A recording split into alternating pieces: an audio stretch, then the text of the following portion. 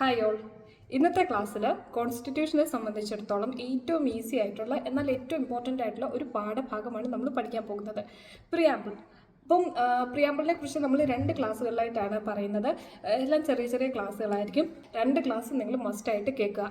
അതിന് മുന്നേ കോൺസ്റ്റിറ്റ്യൂഷൻ്റെ ധർമ്മവും കാര്യങ്ങളും അറിയണമെങ്കിൽ എൻ്റെ നേരത്തെ കുറച്ച് ക്ലാസ്സസ് ഉണ്ട്, അത് ഞാൻ പ്ലേലിസ്റ്റിൽ ഇട്ടിട്ടുണ്ട്. ആ ക്ലാസ്സസും കൂടെ പോയി കാണാം. ഓക്കെ, അപ്പോൾ ഞാൻ ആ പ്ലേലിസ്റ്റിൻ്റെ ലിങ്ക് ഡിസ്ക്രിപ്ഷനോ അല്ലെങ്കിൽ കമൻറ്റ് ബോക്സിലോ ഇട്ടിട്ടുണ്ട്. അപ്പോൾ അതും മസ്റ്റായിട്ട് പോയി കണ്ടിട്ട് പ്രിയാമ്പിൾ പഠിക്കുമ്പോഴത്തേക്കും നിങ്ങൾക്ക് ഈ ഒരു ക്ലാസ്സോടെ അല്ലെങ്കിൽ ഇനി അടുത്ത ഒരു ക്ലാസ്സും കൂടെ ഉണ്ട്. അപ്പോൾ ഈ 2 ക്ലാസ്സോടെ പ്രിയാമ്പിൾ നിങ്ങൾക്ക് മനഃപ്പാഠമാകും.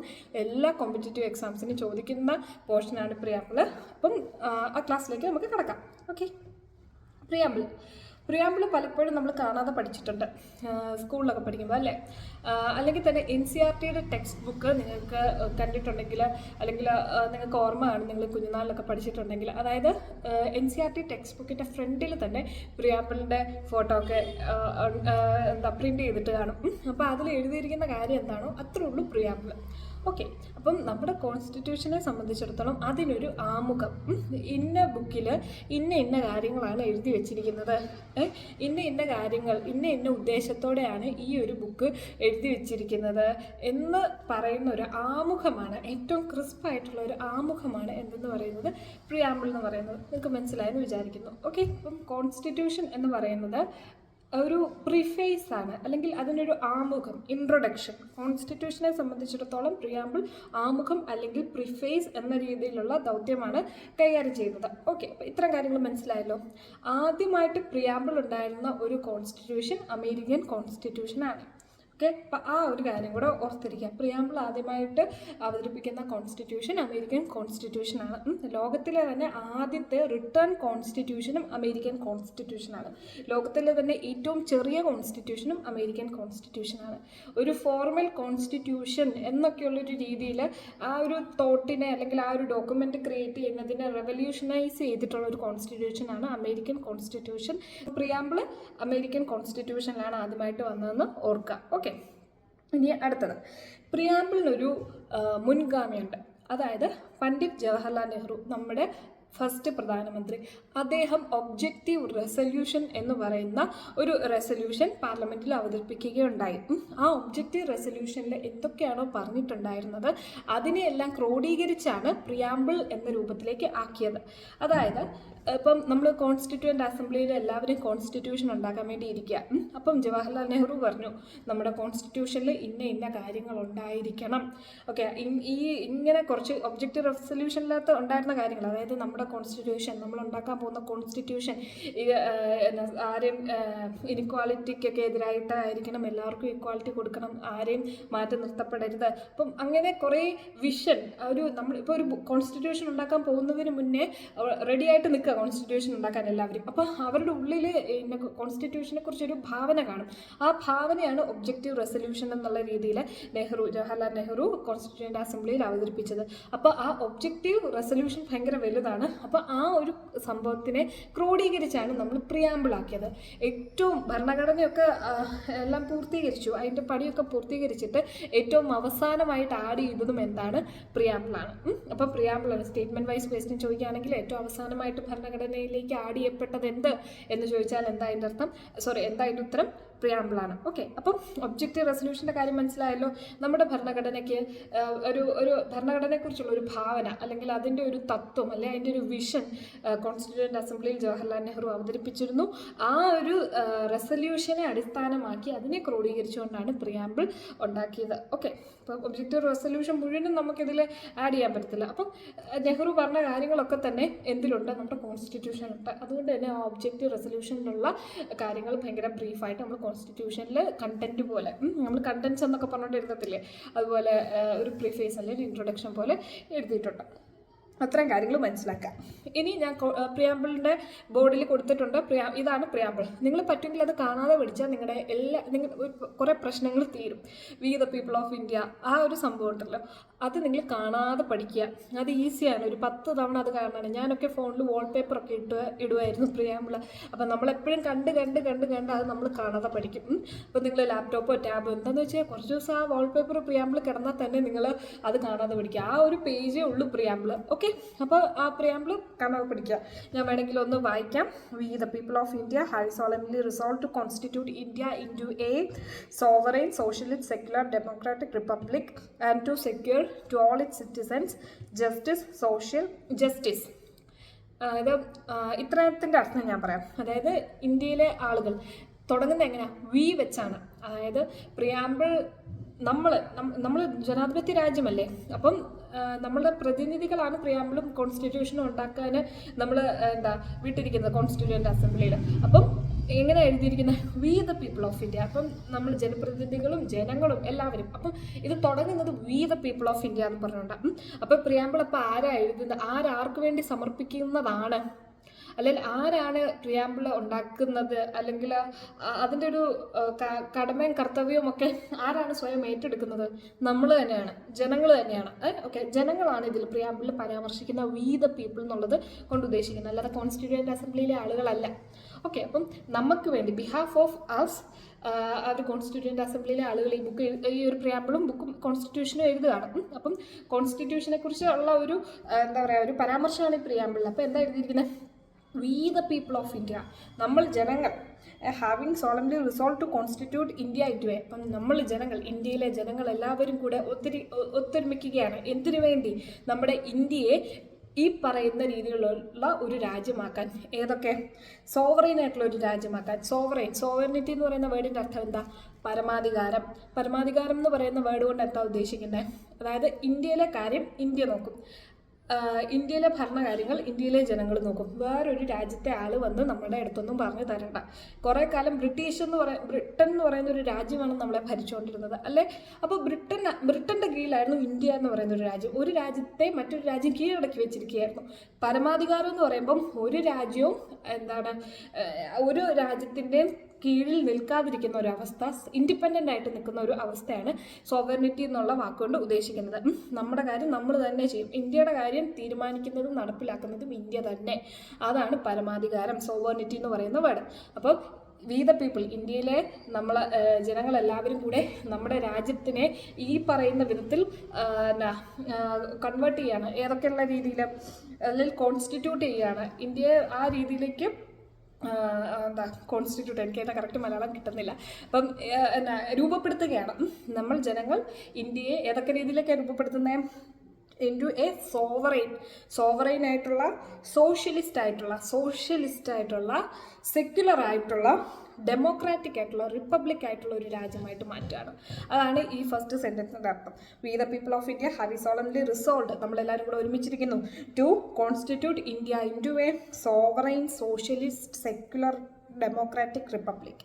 പരമാധികാരമുള്ള സോഷ്യലിസ്റ്റ് ആശയങ്ങൾ.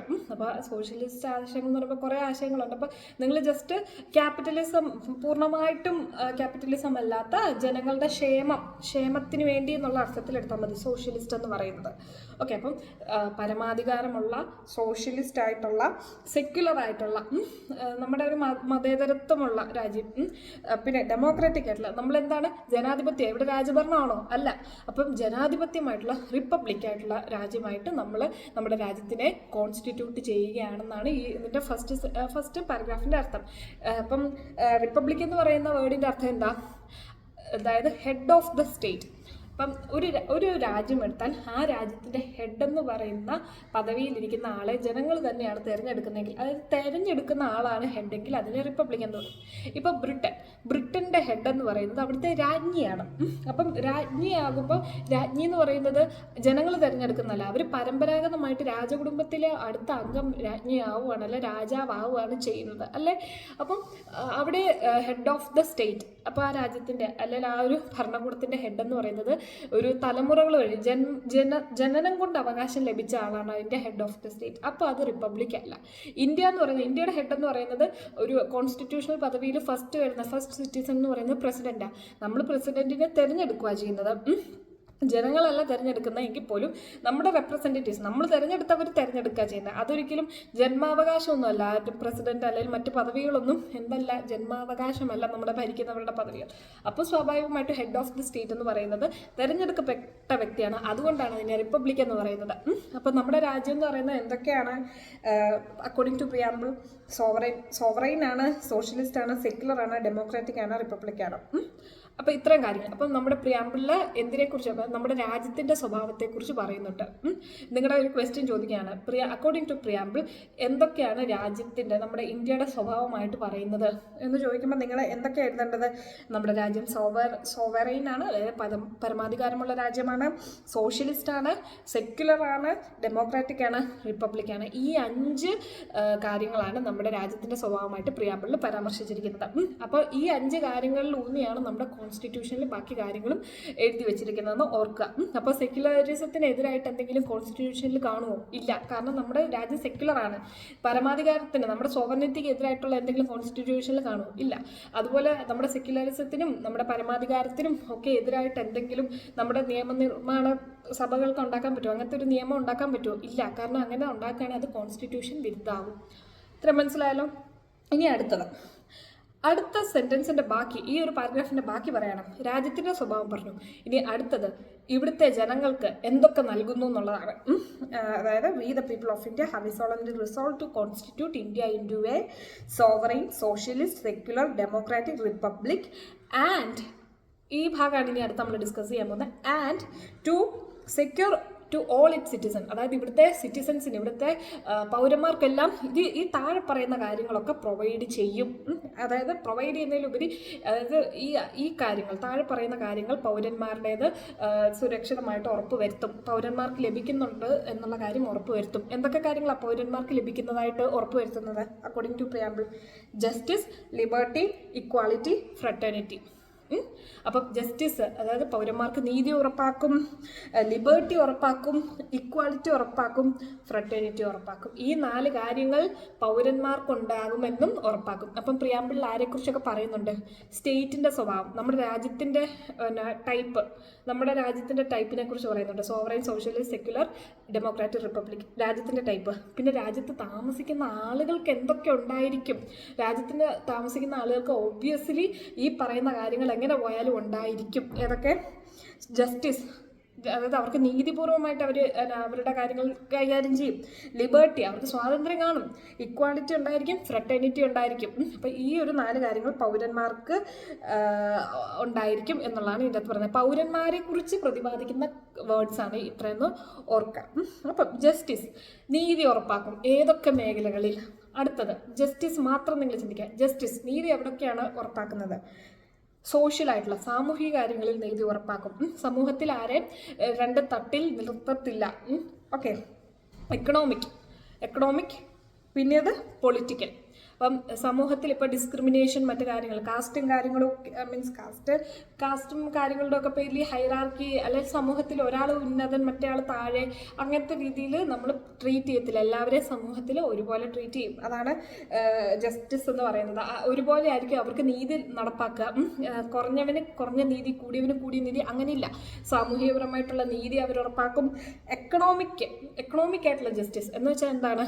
ഇപ്പം ഒരു 100 പേരുണ്ട്, 10 പേര് ഭയങ്കര റിച്ചും ബാക്കി 90 പേരും ദാരിദ്ര്യമാണെങ്കിൽ ആ രാജ്യത്തെ അവസ്ഥ ഭയങ്കര മോശമായിരിക്കും. അപ്പോൾ എന്താ ചെയ്യുന്നത്? ആ 100 പേർക്കും ഏകദേശം മാന്യമായിട്ട് ഡീസൻ്റായിട്ട് ജീവിക്കാനുള്ള സാമ്പത്തിക പശ്ചാത്തലം അത് ഉറപ്പുവരുത്തും. അതാണ് ആ നീതി, എക്കണോമിക് ആയിട്ടുള്ള നീതി എന്ന് പറയുന്നത്. അതായത് ഒരു രാജ്യം ഉണ്ടെങ്കിൽ കുറച്ച് പേര് മാത്രം റിച്ച് ആയാൽ മതി, ആ കുറച്ച് പേരെ മാത്രമായിരിക്കും എക്കണോമിക്കലി സപ്പോർട്ട് ചെയ്യുന്നത്.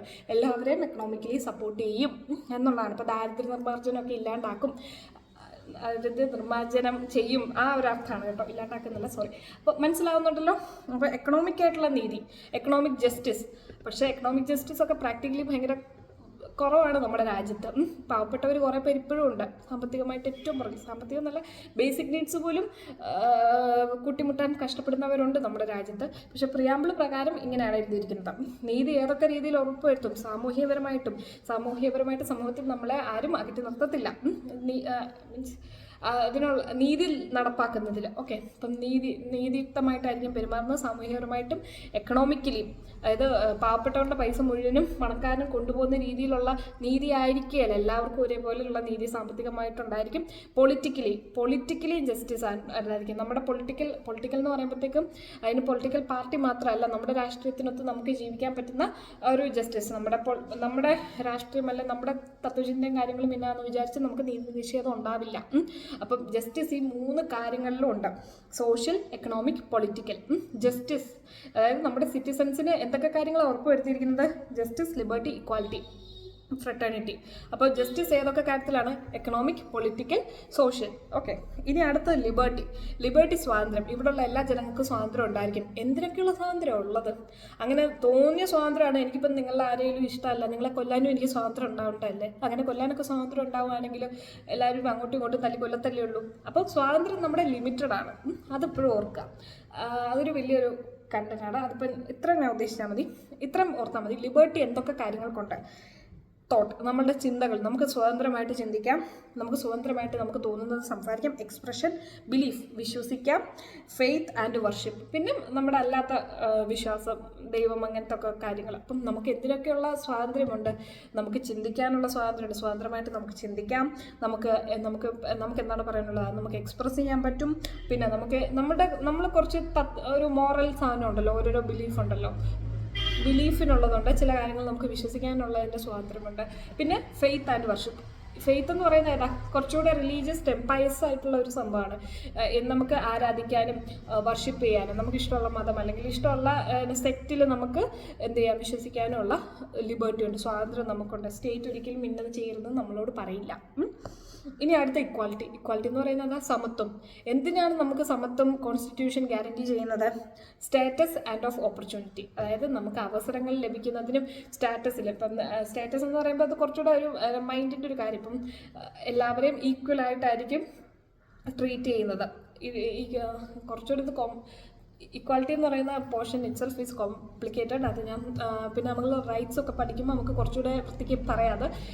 എനിവേ, ഈ ഇക്വാലിറ്റി എന്ന് പറയുന്നത് പ്രിയാമ്പിളിൽ എന്തിനൊക്കെയാണ് ഇക്വാലിറ്റി കൊടുക്കുന്നത്? സ്റ്റേറ്റസിനും ഓപ്പർച്യൂണിറ്റിക്കുമാണ് ഓർക്കുക.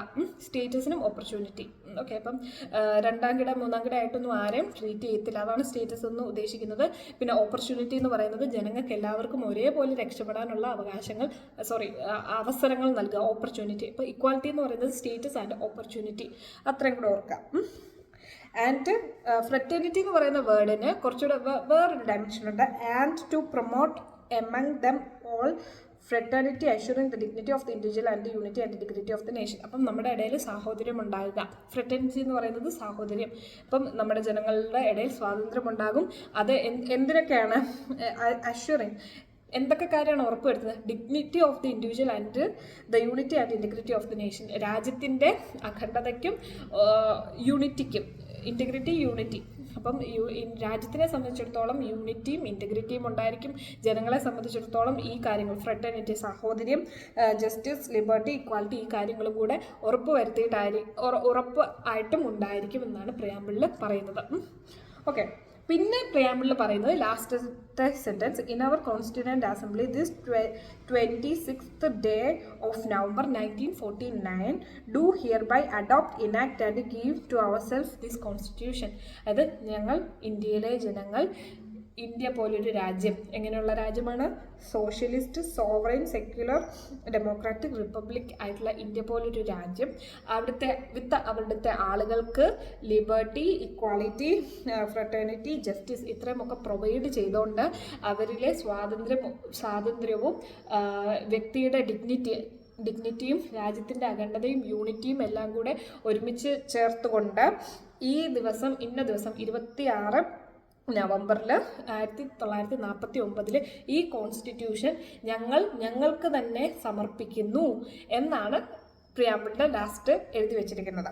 In our constituent assembly this 26th day of November 1949 do hereby എന്തൊക്കെ ചെയ്യുന്നുണ്ട്? Adopt, enact and give to our self this constitution. അപ്പം ഈ കോൺസ്റ്റിറ്റ്യൂഷൻ ആർക്കാണ് സമർപ്പിക്കുന്നത്? വി ദ പീപ്പിൾ, ജനങ്ങൾക്ക് തന്നെ, അവർ സെൽഫ്, നമുക്ക് തന്നെ ഈ കോൺസ്റ്റിറ്റ്യൂഷൻ സമർപ്പിക്കുകയാണ്. നമ്മൾ ജനാധിപത്യ രാജ്യമായതുകൊണ്ട് ജനങ്ങൾ തന്നെയാണ് ജനങ്ങളെ ഭരിക്കുന്നത്. അപ്പം കോൺസ്റ്റിറ്റ്യൂഷൻ ഉണ്ടാക്കുമ്പോൾ ജനങ്ങൾ തന്നെ കോൺസ്റ്റിറ്റ്യൂഷൻ ഉണ്ടാക്കും. ജനങ്ങൾക്ക് തന്നെയാണ് ഈ കോൺസ്റ്റിറ്റ്യൂഷൻ ഉണ്ടാക്കുന്നതും നൽകുന്നതും. അപ്പം എന്തൊക്കെയാണ് കോൺസ്റ്റിറ്റ്യൂഷനിൽ പറയുന്നത്? രാജ്യത്തിൻ്റെ സ്വഭാവം, പിന്നെ രാജ്യത്തിൻ്റെ ജനങ്ങൾക്ക് പ്രൊവൈഡ് ചെയ്യുന്ന കാര്യങ്ങൾ, ജസ്റ്റിസ്, ഇതൊക്കെ ക്രമത്തിൽ തന്നെ പഠിക്കണം കേട്ടോ. ഞാൻ ക്രമം തെറ്റിച്ച് പറഞ്ഞെങ്കിലും ജസ്റ്റിസ്, ലിബർട്ടി, ഇക്വാലിറ്റി, ഫ്രട്ടേണിറ്റി, പിന്നെ ഡിഗ്നിറ്റി ഓഫ് ദി ഇൻഡിവിജ്വൽ, രാജ്യത്തിനെ സംബന്ധിച്ചിടത്തോളം എന്തുകൂടെ unity and integrity of the nation. അപ്പോൾ ഇതെല്ലാം കൂടെ ഒരുമിപ്പിച്ചുകൊണ്ട് ഈ ഒരു കോൺസ്റ്റിറ്റ്യൂഷൻ നമുക്ക് തന്നെ നൽകുന്നു. ഇന്ന തീയതി 1949 നവംബർ 26. ഇത്രയാണ് പ്രിയാമ്പിളിനെ കുറിച്ച് അതിൻ്റെ ഒന്ന് ഡിഫൈൻ ചെയ്യുമ്പം മനസ്സിലാക്കേണ്ടത്. അപ്പോൾ ക്വസ്റ്റ്യൻ വരുമ്പോൾ ജസ്റ്റിസ് എന്തൊക്കെ കാര്യത്തിൽ? സോഷ്യൽ, പൊളിറ്റിക്കൽ, എക്കണോമിക്, അങ്ങനെ വേണം പറയാം. ലിബർട്ടി എന്ന് പറയുന്നത് എന്താണ്? ലിബർട്ടിയുടെ സൈഡിൽ കൊടുത്തിരിക്കുന്ന ഏതൊക്കെ കാര്യത്തിലാണ് ലിബർട്ടി ഉള്ളത്? Faith of thought, expression, belief, faith and worship. Equality സ്റ്റേറ്റസിനും ഓപ്പർച്യൂണിറ്റീസിനുമാണ്. ഓക്കെ, അപ്പം ഫ്രട്ടേണിറ്റി എന്ന് പറയുന്നത് എന്തൊക്കെ കാര്യത്തിന് വേണ്ടിയാണ് ഫ്രട്ടേണിറ്റി അഷ്വർ ചെയ്യുന്നത്? ഇപ്പോൾ ഫ്രട്ടേണിറ്റി സാഹോദര്യം, നമ്മുടെ രാജ്യം ഒരുമിച്ച് നിൽക്കാൻ, unity and integrity of the nation, അതിനുവേണ്ടിയും പിന്നെ ആളുകളുടെ വളർച്ചയ്ക്ക് വേണ്ടി, ഡിഗ്നിറ്റിക്ക് വേണ്ടിയും ഫ്രട്ടേണിറ്റി സാഹോദര്യവും ജനങ്ങൾ തമ്മിലുള്ള, സിറ്റിസൺസ് തമ്മിലുള്ള സാഹോദര്യവും എന്ത് ചെയ്യുന്നുണ്ട്? ഉറപ്പുവരുത്തുന്നുണ്ട്. അതാ നമ്മുടെ പ്രതിജ്ഞയൊക്കെ കേട്ടിട്ടില്ലേ? ഇന്ത്യ എൻ്റെ രാജ്യമാണ്, എല്ലാ ഇന്ത്യക്കാരും എൻ്റെ സഹോദരന്മാരാണ്. ആ പ്രതിജ്ഞ ഒരു ഭംഗിക്ക് എഴുതി വെക്കുന്നതല്ല. നമ്മുടെ കോൺസ്റ്റിറ്റ്യൂഷൻ ഉണ്ടല്ലോ, ആ കോൺസ്റ്റിറ്റ്യൂഷനെ ആധാരമാക്കി തന്നെയാണ്, ആ കോൺസ്റ്റിറ്റ്യൂഷനിൽ പറഞ്ഞിരിക്കുന്ന വാല്യൂസ് ആണ് ഫ്രട്ടേണിറ്റി എന്ന് പറയുന്നത്. ആ ഫ്രട്ടേണിറ്റി എന്ന് പറയുന്ന വാല്യൂ ആണ് നമ്മുടെ പ്രതിജ്ഞകളിലൊക്കെ നമ്മൾ പറയുന്നത്. ഓക്കെ, അപ്പം ഇതൊക്കെ ഇന്റർകണക്റ്റഡ് ആണ്. അപ്പോൾ ഇത്രയാണ് പ്രിയാമ്പിളിനെ കുറിച്ച് പറയാനുള്ളത്. എല്ലാവർക്കും മനസ്സിലായെന്ന് വിചാരിക്കുന്നു. പ്രിയാമ്പിൾ വായിക്കുമ്പം ഇപ്പോൾ ബോർഡിൽ കണ്ടല്ലോ, അപ്പം liberty, fraternity, justice, liberty, equality, fraternity എന്ന് ക്യാപിറ്റലിൽ കൊടുത്തിട്ടുണ്ടല്ലോ. അതാണ് നമുക്ക് നൽകുന്ന, എന്താ പറയുക, നമുക്ക് ജസ്റ്റിസ്, നീതി എന്നൊക്കെ നീതി, സ്വാതന്ത്ര്യം എന്നൊക്കെ പറയുന്നത് നമുക്ക് അഷ്വേർഡ് ആയിട്ടുള്ള കാര്യങ്ങളാണ്. എന്തിനൊക്കെ വേണ്ടി എന്നുള്ളത് അതിൻ്റെ തൊട്ട് സൈഡിൽ ജസ്റ്റിസ്, ക്യാപിറ്റൽ ലെറ്ററിൽ ജസ്റ്റിസ് എഴുതി, അതിൻ്റെ തൊട്ട് താഴെ കോമ ഇട്ടിട്ട് സോഷ്യൽ, എക്കണോമിക്, പൊളിറ്റിക്കൽ എന്ന് കണ്ടില്ലേ? അതുപോലെ ലിബർട്ടി എന്തിനൊക്കെ കൊടുക്കുന്നു? തോട്ട്, ചിന്തയ്ക്കും എക്സ്പ്രഷനും ഒക്കെ എന്ന് പറയുന്നില്ല. അപ്പം അത് അങ്ങനെ വേണം നിങ്ങൾ പഠിക്കാൻ. ലിബർട്ടി എന്തിനൊക്കെ, അതിൻ്റെ തൊട്ട് സൈഡിൽ കിടക്കുന്ന ബാക്കി കാര്യങ്ങൾക്ക് വേണ്ടി. ഇക്വാലിറ്റി എന്തിനൊക്കെ എന്നുള്ളത്, ഇക്വാലിറ്റിയുടെ തൊട്ട് സൈഡിൽ എന്താണോ അതൊക്കെയാണ് നിങ്ങൾ പഠിച്ചു വെക്കേണ്ടത്. ഓക്കെ, അപ്പോൾ അത് നിങ്ങൾ വായിക്കുക, പഠിക്കുക. ഓക്കെ, ഇത് കഴിഞ്ഞിട്ട് ഇതുമായിട്ട് ബന്ധപ്പെട്ട അടുത്ത ഫാക്ട്സ് ഞാൻ പറഞ്ഞു തരുന്നതായിരിക്കും, അതിൻ്റെ ഒരു കൺസെപ്റ്റും. ഓക്കെ, എല്ലാവർക്കും ക്ലാസ് മനസ്സിലായെന്ന് വിചാരിക്കുന്നു. Thank you.